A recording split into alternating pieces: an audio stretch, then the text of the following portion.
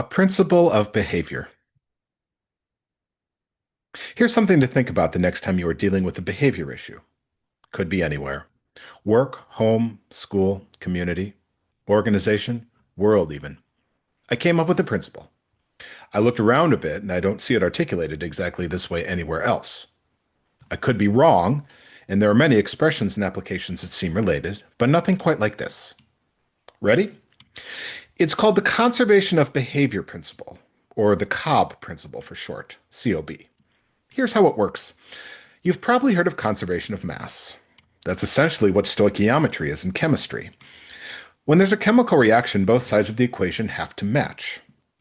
You may get different compounds, but all the atoms are accounted for. Einstein showed a little bit later that it's not just conservation of mass, but conservation of energy. Mass is a form of energy. So the mass can go away, but it doesn't really. It just turns to energy.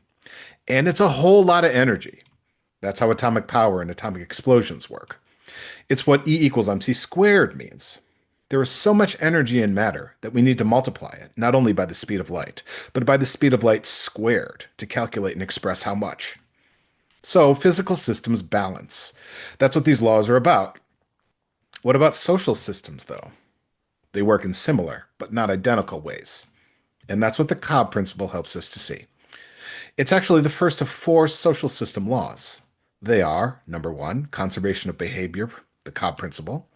Number two, transcendental non-zero sum social stoichiometry, or TNZSSS. Number three, recursive benevolence scaling, or RBS. And number four, civilizational talos expansion, or CTE. They go from local to universal, from basic to advanced. Don't worry about number four if it seems grandiose. We don't start there. We start at number one.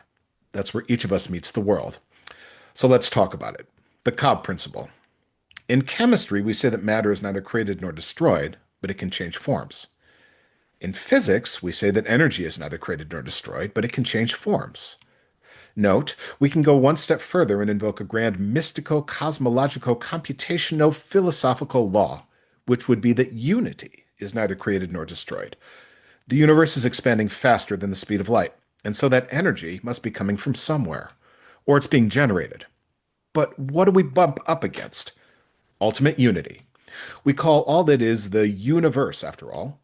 And this is, by the way, why mathematical Platonism creates such a center of gravity, and why the event horizon of Parmenides' monistic timeless unity is so difficult to escape. All rearrangements within the grandest unities are ways of mereologically reordering sub to infinity unities within the grandest unity. But ultimate unity persists. End of digression.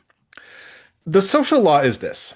Behavior is neither created nor destroyed, but it can change forms. It's qualified, though, because birth and death represent the genesis and terminus of behavior, respectively. So within the lifespan, behavior is neither created nor destroyed. You are always behaving in some way, as is everyone else. We could formalize it as alpha, arrow, omega, with B rising out of it, wherein behavior B is constantly presented between birth alpha and death omega. We could even formalize behavior as emergent from some combination of agency and attention. But that's enough for now. We could formalize it like this.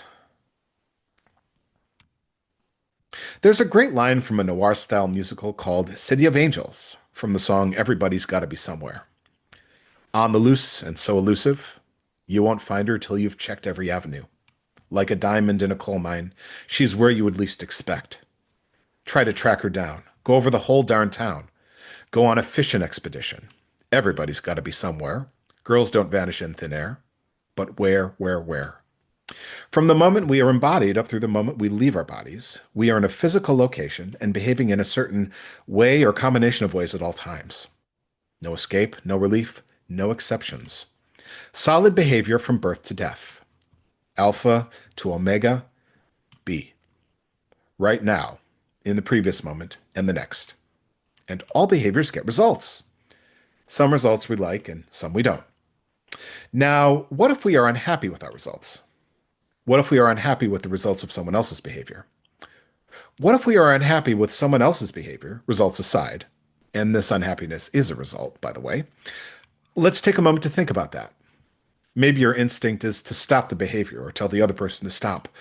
But remember the law, though. Within the lifespan, behavior is neither created nor destroyed. So we can't stop it because that would be destroying the behavior.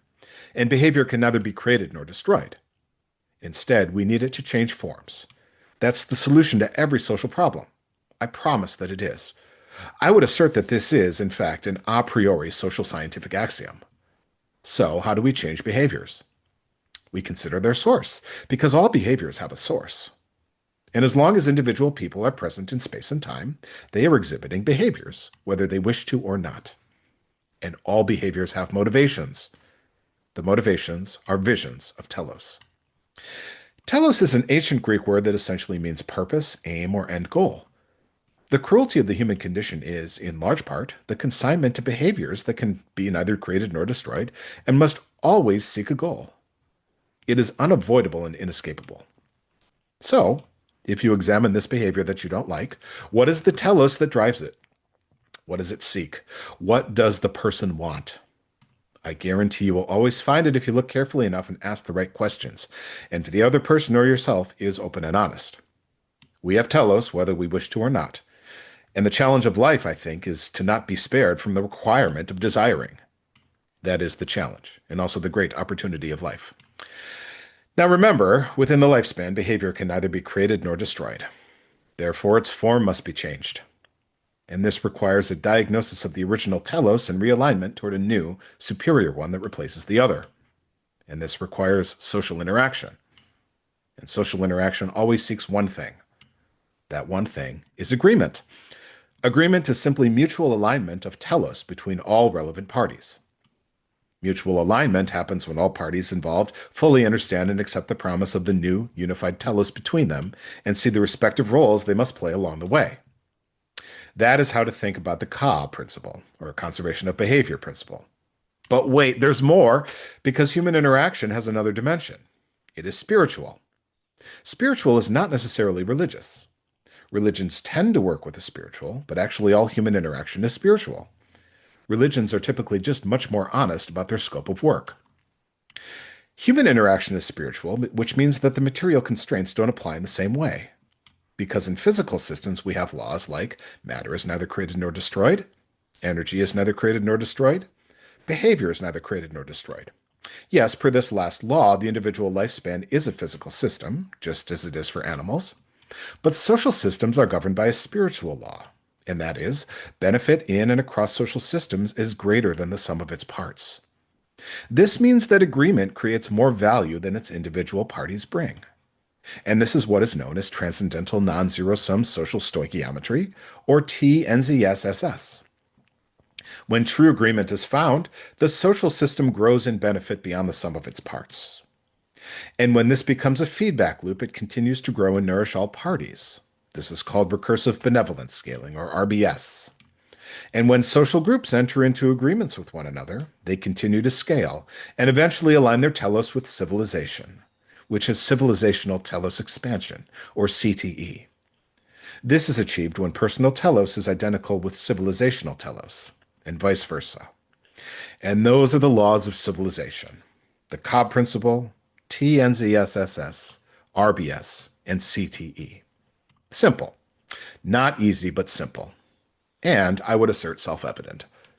Do you disagree? If so, where do you stop following the argument? I think this must be self-evident and true. It is why the, quote, net worth and standard of living of the human species increases over time. Start paying attention and see for yourself. What goes wrong, and at which scale or scales? Is it right to go wrong? Is part of human telos to have problems and pain? It might be. And that would be a contradiction that cries out for therapy. And I think it is. That's another conversation, though, that we will likely have at some point. Parenthetical, if you disagree with this, we can talk about it and search for agreement. So even then, we would be operating within a form of this framework, but expanded to include you, correct? All positions can be articulated and asserted. Close parenthetical. But can you dream big with me? And if not, what is stopping you? Eventually, your telos extends to civilization, and vice versa, because we're all connected. Not everyone trusts this. That's why it doesn't appear that way. But deep down, I think we know it's the way. Also, there is precedent for this kind of social thinking.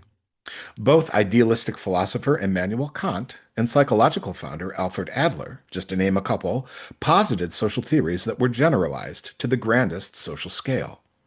And don't worry, like I said, start local and basic. There's plenty of time to get advanced and grow in influence as you get your sea legs with this way of thinking.